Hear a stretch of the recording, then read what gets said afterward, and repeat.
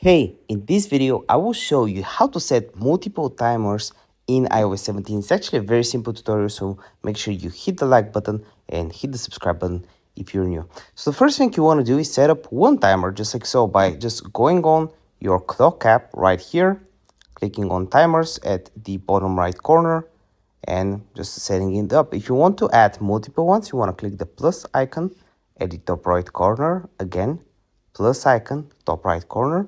And here you can set it up, for example, for 21 minutes. You can set another one for 3 hours. And there we go. You have 3 timers at the same time. You can pause them, edit them, and even delete them by swiping right and hitting the delete button if this is what you want. If you're still having any questions whatsoever around how to set up multiple timers in iOS 17, let me know in the comment section down below, and I would love to help you out.